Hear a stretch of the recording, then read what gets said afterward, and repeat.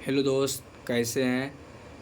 तो आज हम लेकर आए हैं बिहार ITI संयुक्त प्रवेश प्रतियोगिता परीक्षा में जो कि यूचन बैंक 2002 से 2023 का प्रैक्टिस वर्क बुक जो ऑब्जेक्टिव और सब्जेक्टिव के साथ हम लोग करेंगे।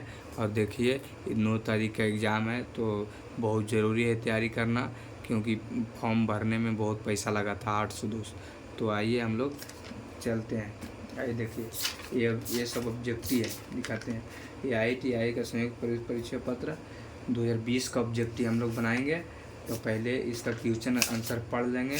मैंने इसका क्वेश्चन जो रहता है, ऑब्जेक्टिव निकालेंगे इसको पढ़ कर। और देखिए कैसे निकलता है ऑब्जेक्टिव। आप बने रहिए मेरे चैनल में। और देखिए संकेत में है, देखिए फर्स्ट नंबर लिखा हुआ, मोहनदास करमचंद गांधी महात्मा गांधी का जन्म 2 अक्टूबर 1869 को गुजरात के पोरबंदर नामक स्थान पर हुआ था। महात्मा गांधी बापू तथा राष्ट्रपति के नाम से भी जाने जाते हैं। वे भारतीय राजनीति तथा मंच पर 1919 से 1948 तक इस प्रकार छाए रहे कि इस युग को भारतीय इतिहास का गांधी युग भी कहा जाता है। ठीक है। इनकी हत्या 30 जनवरी 1948 को नाथूराम गोडसे द्वारा कर दी गई थी। ठीक है। आए दूसरा में शुक्र ग्रह। देखिए, तो सबसे चमकीला ग्रह होता है शुक्र ग्रह।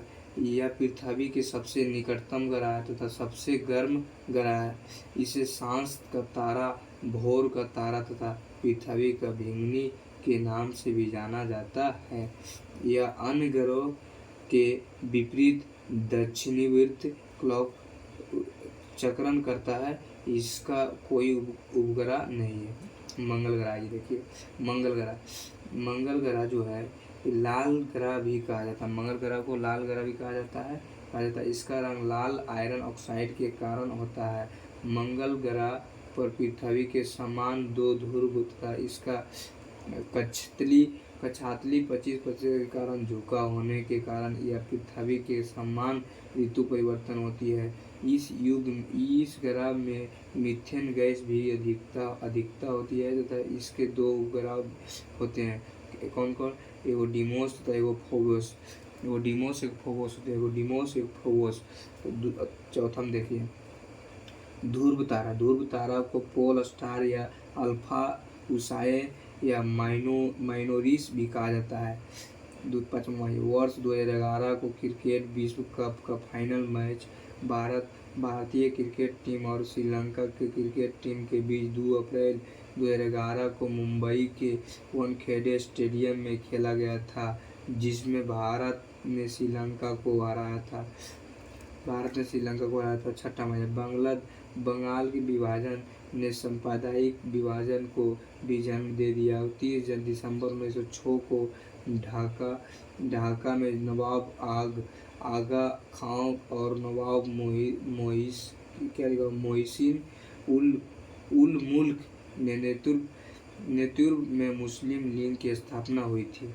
बांग्लादेश की मुद्रा क्या है? तो टाका है। बांग्लादेश की मुद्रा क्या है दोस्तों? तो टाका है। बांग्लादेश की मुद्रा क्या है? तो टाका है। भारत का मुद्रा क्या है? तो रुपया है। रूस का मुद्रा क्या है? तो रूबल है। भूटान का मुद्रा क्या है? तो न्यूगिल्टम। हांगो नदी या पीली नदी को चीन का शौक कहा जाता है। हांगो नदी या पीली नदी को चीन का शौक कहा जाता है। देखिए अब 9th में आइए, 9वां नंबर जापान का राष्ट्रीय पंछी हरा तीतर होता है। जापान का राष्ट्रीय पंछी हरा तीतर होता है। भूटान का राष्ट्रीय पंछी कौवा होता है। इजराइल का राष्ट्रीय पंछी हुपू होता है। इजराइल का राष्ट्रीय पंछी हुपू होता है। इंडोनेशिया का राष्ट्रीय पंछी जावा होता है। विद्यापति को मिथिला के कवि कहा जाता है।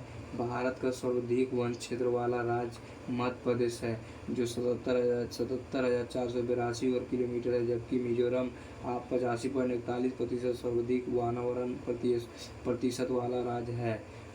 भारतीय वन संरक्षण के आंकड़े के अनुसार वन क्षेत्र में सर्वाधिक वृद्धि वाली राज्य है। कर्नाटक 1025 वर्ग किलोमीटर तथा दूसरा राज्य आंध्र प्रदेश 990 वर्ग किलोमीटर है। 12 नंबर। सिक्किम का राजकीय पशु रेड पांडा है। त्रिपुरा का राष्ट्रीय पशु फायरेलुंगर है।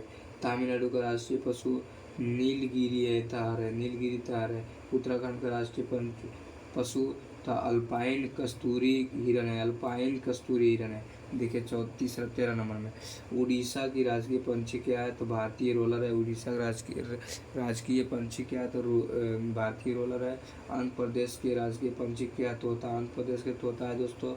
झारखंड के राजकीय पंछी क्या है? तो कोयल। बिहार के राजकीय पंछी क्या है? तो गौरैया।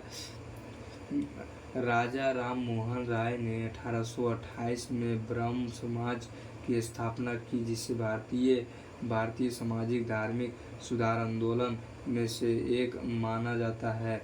उनको भारतीय पुनर्जागरण का अग्रदूत और आधुनिक भारत का जनक भी कहा जाता है। क्रोपोस्की ने पीने वाली पोलियो या वैक्सीन की खोज की। इन्होंने जीवित पोलियो विषाणु का प्रयोग कर पोलियो का वैक्सीन को विकसित किया तथा जिसे मनुष्य पर पहली बार 1950 में प्रयोग किया गया था तथा इसके 2 वर्ष बाद जॉन ईस्वी सल्क ने पोलियो वैक्सीन को इंजेक्शन की खोज की थी। सोनपुर मेला देखिए 16 नंबर। सोनपुर मेला बिहार के सोनपुर में हर साल कार्तिक पूर्णिमा नवंबर-दिसंबर में लगाया जाता है। यह एशिया का सबसे बड़ा पशु मेला है तथा इसे मेले को हरिहर क्षेत्र मेला के नाम से भी जाना जाता है। 17 में। ईरान का प्राचीन नाम फारस होता है। ईरान का प्राचीन नाम फारस होता है। ईरान का। थाईलैंड का प्राचीन नाम क्या होता है? तो श्याम होता है श्याम। और जापान का प्राचीन नाम क्या होता है? तो निप्पन होता है निप्पन। बुकरीना फासो का प्राचीन नाम क्या है? तो अपर वोल्टा होता है। बुकरीना फासो प्राचीन अपर वोल्टा। महाराष्ट्र का राष्ट्रीय पंछी क्या है? तो आम का पेड़ है। राष्ट्रीय वृक्ष महाराष्ट्र का राष्ट्रीय वृक्ष तो आम के पेड़। बिहार का राष्ट्रीय वृक्ष तो पीपल का पेड़। बिहार का राष्ट्रीय वृक्ष तो पीपल के पेड़ और महाराष्ट्र का तो फिर आम का पेड़। और आंध्र प्रदेश का राष्ट्रीय वृक्ष तो नील का पेड़ आंध्र प्रदेश का नील का। मध्य प्रदेश का राष्ट्रीय वृक्ष तो बरगद का। मध्य प्रदेश का बरगद। तो फिर से बनाइए। महाराष्ट्र का राष्ट्रीय वृक्ष तो आम का पेड़। बिहार का राष्ट्रीय पीपल के पेड़। आंध्र प्रदेश का राष्ट्रीय वृक्ष तो नीम का पेड़। और मध्य प्रदेश का राष्ट्रीय वृक्ष तो बरगद का पेड़। देखिए मेरे दोस्त पूरा आगे हो गया। और आइए 19 नंबर जना रहा होगा। 19 नंबर जना रहा होगा ना? हाँ जी। फिर नीचे लाएंगे। नीचे लाते हैं। शिवाजी प्रशासकीय कार्यों में मदद करने के लिए 8 मंत्रियों की एक परिषद थी, जिन्हें अष्टप्रधान कहा जाता था तथा इसमें मंत्रियों के प्रधान को पेशवा कहा जाता था। पेशवा कहा जाता था। 20 में आइए। यूके का राष्ट्रीय चिन्ह क्या है? तो चिन्ह क्या है? तो गुलाब का फूल है। यूके के गुलाब का फूल होता है दोस्तों। यूके का राष्ट्रीय चिन्ह गुलाब का। कनाडा का राष्ट्रीय चिन्ह क्या है? तो मैपल लीफ होता है दोस्तों। मैपल लीफ कनाडा का मैपल लीफ होता है। और यूके का राष्ट्रीय पंछी गुलाब का फूल होता है। नीदरलैंड का राष्ट्रीय चिन्ह क्या होता है? शेर होता है शेर। नीदरलैंड का राष्ट्रीय चिन्ह क्या होता है? तो शेर होता है राष्ट्रीय। यूके का राष्ट्रीय गुलाब का फूल होता है। कनाडा का राष्ट्रीय मैपल लीफ होता है। और कनाडा का और फिर नीदरलैंड का होता है शेर। ऑस्ट्रेलिया का राष्ट्रीय चिन्ह क्या होता है? वाइटल होता है राष्ट्रीय चिन्ह। ऑस्ट्रेलिया का वाइटल होता है। देखिए 21 नंबर। 20 में सबसे ज़्यादा अनुयायी ईसाई धर्म के हैं, जिनकी कुल आबादी लगभग 2.2 अरब। विश्व की दूसरी सबसे ज़्यादा अनुयायी वाला धर्म है। इस्लाम है, जिसकी आबादी लगभग 1.6 अरब है। देखिए अब देखिए 22 नंबर भारत में सर्वाधिक बोली जाने वाली भाषा हिंदी है, दूसरी भाषा बांग्ला है एवं तीसरी भाषा मराठी है। भारत में सबसे पहली बोली वाली भाषा हिंदी है, दूसरी बांग्ला है, तीसरी मराठी है। 2011 को जनगणना के अनुसार है, जबकि इससे पहले तीसरे भाषा तेलुगु थी। इसके पहले तीसरी भाषा तेलुगु थी। अब फिर से एक बार आइए, ये पूछ तक का क्वेश्चन जरूर रहेगा, देख लीजिएगा। भारत को सर्वाधिक बोली जाने वाला भाषा हिंदी है, दूसरे में क्या था, बांग्ला, और तीसरे में मराठी था। 23 नंबर आइए, भारत का प्रथम महिला केंद्रीय मंत्री के राजकुमारी थी। केंद्रीय मंत्री बोलेगा तो राजकुमारी थी। राजकुमारी भारत का प्रथम महिला केंद्रीय मंत्री राजकुमारी थे। दूसरा ये भारत के प्रथम महिला लोकसभा अध्यक्ष क्या था, मीरा कुमार था। मीरा कुमार भारत का महिला केंद्रीय मंत्री तो राजकुमारी थी, और भारत के प्रथम महिला लोकसभा कौन था, तो मीरा कुमार था। भारत के प्रथम महिला राज्यपाल कौन था, राज्यपाल तो सरोजिनी नायडू था। सरोजिनी नायडू भारत की प्रथम महिला राज्यपाल तो सरोजिनी नायडू था। प्रथम महिला कांग्रेस अध्यक्ष कौन थे, तो एनी बेसेंट थे। प्रथम महिला कांग्रेस एनी बेसेंट थे। भारत के प्रथम महिला राज्यपाल थे तो सरोजिनी नायडू थे। भारत के प्रथम महिला लोकसभा अध्यक्ष कौन थे, तो मीरा कुमार थे। भारत में प्रथम महिला केंद्रीय मंत्री कौन थे, राजकुमारी थे। 24 नंबर में आइए दोस्तों, 24 नंबर में आइए हम लोग। भारत का सबसे बड़ा गिरजाघर कहाँ है, गिरजाघर सेंट कैथेड्रल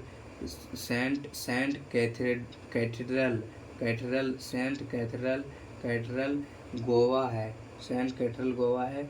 इसकी नींव पुर्तगालियों द्वारा 1562 में रखी गई थी।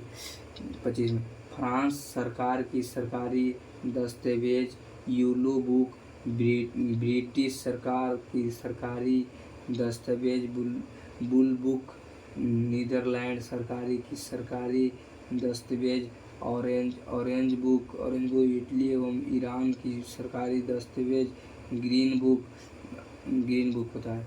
26 में कोविड-19 जो कोरोना वाला था दोस्तों, आइए कोविड-19 से बचाव के लिए सबसे सुरक्षित मास्क N95 है। अर्थशास्त्र के पिता एडम मिस्ट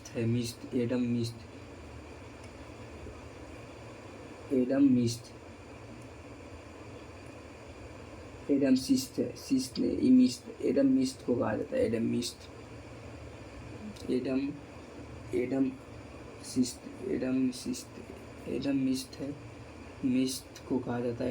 को कहा जाता है। सबके पहले एडम मिस्ट को। 28 में अर्थशास्त्र कैटिलीय क्या लिखा, चाणक्य द्वारा रचित संस्कृति का एक ग्रंथ है। इसमें राज व्यवस्था, कृषि, न्याय एवं राजनीति आदि के विभिन्न पहलुओं पर विचार किया गया है। राज उपहरण नीति या व्यापक का सिद्धांत लॉर्ड डलहौजी द्वारा लागू किया गया था। 30 में भारत में सबसे लंबी समुद्र तट वाला राज्य गुजरात है मेरे दोस्तों है, जिसकी कुल तटीय लंबाई 1214 किलोमीटर है तथा दक्षिण भारत में प्रायद्वीपीय भारत की सबसे लंबी समुद्र तट वाला राज्य आंध्र प्रदेश है, जिसकी लंबाई 1907 किलोमीटर है। देखिए यहाँ पे देख रहे थे मेरे दोस्त, जिसकी लंबाई 1907 किलोमीटर है। आइए देखिए, भारत सरकार के केंद्रीय स्वास्थ्य मंत्रालय ने सभी बच्चों को टीकाकरण के अंतर्गत लाने के लिए मिशन इंद्रधनुष को सुशासन दिवस के अवसर पर 25 दिसंबर 2014 को प्रारंभ किया था। 32 में आइए, भाभा भाभा परमाणु अनुसंधान भाभा परमाणु अनुसंधान BARC ट्रम्बे ट्रम्बे मुंबई में स्थित है। इसकी स्थापना 1954 में हुआ था। 33 में ये अस्त्र हवा से हवा में मार करने वाली मिसाइल है, जबकि धनुष बहुत तथा अगिनत सतह से सतह मार करने वाली मिसाइल है। 34 में गुप्त वंशीय राजा चंद्रगुप्त द्वितीय के शासनकाल में चीनी बौद्ध यात्री फाना भारत आया था। 35 में मौर्य वंश के महान सम्राट अशोक बिंदुसार का उत्तराधिकारी हुआ, जो 269 ईस्वी पूर्व में मगध की राजगद्दी पर बैठा था। 36 में एस्थर ड्यूप्लो फ्रांस के थे। फ्रांस के थे, जो 2019 में अर्थशास्त्र का नोबेल पुरस्कार दिया गया था। एस्थर डुप्लो फ्रांस के को 2019 में अर्थशास्त्र को नोबेल पुरस्कार दिया गया था। 37 में सबसे पहले रेमन मैग्सेसे पुरस्कार विनोबा भावे को 1958 को सामुदायिक नेतृत्व के लिए दिया गया था। सबसे पहले रोमन मैग्सेसे पुरस्कार विनोबा भावे को 1958 को सामुदायिक नेतृत्व के लिए दिया गया था। यह पुरस्कार फिलीपींस सरकार द्वारा दिया जाता है। फिलीपींस सरकार द्वारा इसे एशिया का नोबेल पुरस्कार भी कहा जाता है। इसे एशिया का नोबेल पुरस्कार भी कहा जाता है। नौसेना का सर्वोच्च पद एडमिरल होता है। हौजा रोग, वीबियो रोग,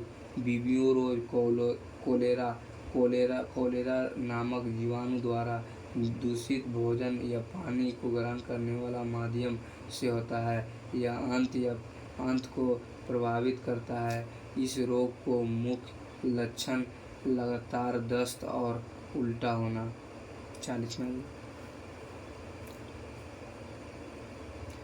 में दोस्तों टाइफाइड आंत को प्रभावित करता है। यह रोग साल्मोनेला टाइफी नामक जीवाणु से फैलता है। इस रोग का मुख्य लक्षण तेज बुखार, सिर दर्द होता है। टाइफाइड। 41 में आइए।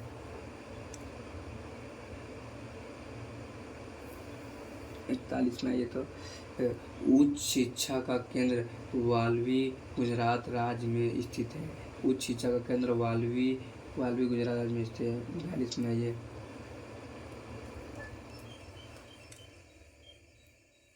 मोहम्मद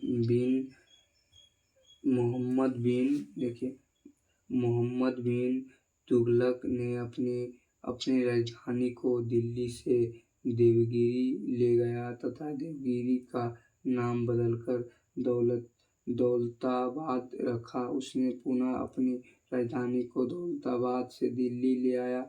इस कारण उसे अंतर्विरोधों को विस्मयकारी मिश्रण तथा सनकी अथवा पागला बादशाह भी कहा जाता है। 43 नंबर आइए।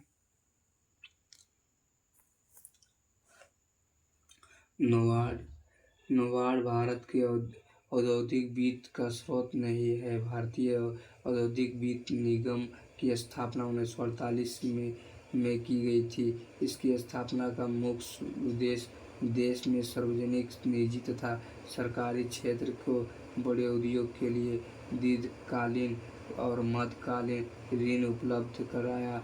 12 जुलाई 1982 को स्थापित नबार्ड की स्थापना की थी। देखिए आप लोग। अब आइए इधर कृषि और गाँव में अन्य आर्थिक गतिविधियों के संवर्धन निमित्त वित्त उपलब्ध कराने के लिए की गई थी। छोटे उद्योग के लिए वित्तीय प्रबंधन हेतु केंद्रीय सरकार द्वारा राज्य वित्त निगमों की स्थापना का प्रस्ताव 28 सितंबर 1951 को पारित किया गया था। इस प्रस्ताव को तहत बहुसंख्या राज्य में राज्य वित्त निगम की स्थापना की गई थी। ये वैसी अपेक्षाकृत औद्योगिक है इकाइयों के दीर्घकालीन ऋण उपलब्ध कराते हैं जो भारतीय औद्योगिक वित्त निगम के कार्य क्षेत्र नहीं आते हैं। 44 में ये प्रथम पंचवर्षीय योजना 1951 से 1956 प्रथम पंचवर्षीय 1951 से दौरान भारतीय अर्थव्यवस्था में कीमत स्तर में गिरावट आई। 45 में भारत में कृषि नोटों की निर्गमन के लिए रिजर्व बैंक RBI नोट प्रचलन की न्यूनतम कोष प्रणाली का अपनाया है। इस पद्धति का अंतर्गत रिजर्व बैंक के पास स्वर्ण एवं विदेशी ऋण पत्र कुल मिलाकर किसी भी समय 200 करोड़ रुपए के मूल्य से कम नहीं होने चाहिए। इनमें स्वर्ण का मूल्य धातु तथा मुद्रा का मिलाकर 115 करोड़ रुपए से कम नहीं होना चाहिए। यह प्रणाली रिजर्व बैंक 1957 के बाद अपनाई थी। 46 में ये बिहार राज्य की नकदी फसल गन्ना है। बिहार राज्य की मुख्य नकदी फसल गन्ना है। इसकी खेती राज्य के लगभग 2.4 लाख सकल फसल क्षेत्र में की जाती है। चाय असम में होती है। पश्चिम बंगाल और तमिलनाडु में मुख्य नकदी फसल रबड़ केरल की मुख्य नकदी फसल है। नारियल और कॉफ़ी दक्षिण अफ्रीका भारतीय राज्यों में कर्नाटक की मुख्य नकदी फसलें हैं। 47 के भारतीय संविधान में अनुच्छेद 12 से 35 के संविधान में प्रणाली अंतर्गत नागरिकों को मौलिक अधिकार प्रदान किए गए हैं। 48 में भारतीय नागरिक को मौलिक अधिकार प्रदान किए गए। ठीक है। अनुच्छेद में 76 के अनुसार भारत सरकार के विधि संबंधी ऐसे विषयों पर सलाह और विधिक स्वरूप के ऐसे अन्य कर्तव्यों का पालन करें जो राष्ट्रपति समय पर निर्धारित करे या सौंपो और उन क्रियाओं का निर्वहन कर जो उसके इस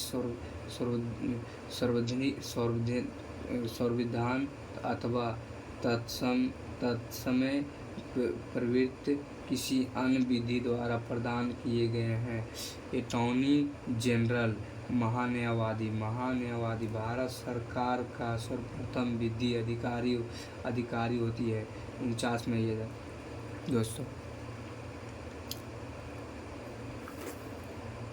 49 में संविधान के अनुच्छेद 124(1) के तहत संसद को उच्च न्यायालय की स्थापना गठन अधिकारिता और शक्ति का विनिमय करने के लिए विधि बनाने की शक्ति ऐसी विधि के अधीन रहते हुए उच्चतम न्यायालय का अगला ये देखिए उच्चतम न्यायालय का मुख्य न्यायमूर्ति और 30 से अधिक अन्य न्यायाधीशों से मिलकर बनेगा। उल्लेखनीय है कि मूल संविधान में मुख्य न्यायाधीश के अलावे केवल 7 अन्य न्यायाधीशों के पद सृजित थे। संसद द्वारा उच्चतम न्यायालय न्यायाधीश संख्या अधिनियम 1956 के द्वारा यह संख्या 7 से बढ़कर 10 कर दी गई थी। पुनः उच्चतम न्यायालय न्यायाधीश संख्या संशोधन अधिनियम 1960 के जरिए इसे 10 से बढ़ाकर 13 पुनः 1977 से अधिनियम के द्वारा 13 को बढ़ाकर 17 कर दिया गया। 1986 के संशोधन अधिनियम द्वारा यह संख्या 25 हो गई। पुनः उच्चतम न्यायालय न्यायाधीशों की संख्या संशोधन अधिनियम 2008 के द्वारा यह संख्या 25 से बढ़ाकर 30 कर दी गई। वर्तमान में मुख्य न्यायाधीश के 33 न्यायाधीश है। इस प्रकार के संसद ही इस संख्या में संशोधन कर सकती है। 50 में दोस्तों, तो कैसा लगा मेरा क्वेश्चन, और फिर अगला वीडियो में मैं पूरा ये पूरा कंप्लीट कराएंगे दोस्तों। उसके बाद फिर ऑब्जेक्टिव बनाना है। ऑब्जेक्टिव देखिए, ऑब्जेक्टिव पूरा इम्पोर्टेंट है, तभी आप एग्ज़ाम में बना सकते हैं। तो फिर अगला वीडियो में मिलते हैं मेरे मित्र। ऑब्जेक्टिव है 150 ऑब्जेक्टिव है, देखिए आप लोग। बाकी मैथ का है तो 100 ऑब्जेक्टिव है, जो ये फिजिक्स केमिस्ट्री मिलाकर है, और जीके है। तो मेरा वीडियो कैसा लगा आप कमेंट में ज़रूर बताएं, और फिर लाइक शेयर और सब्सक्राइब ज़रूर करें। फिर अगला बचेगा 50 से आगे हम लोग अगला वीडियो में मिलते हैं। 50 से आगे हम लोग अगला वीडियो में मिलते हैं मेरे दोस्त। तब तक के लिए जय हिंद दोस्तों।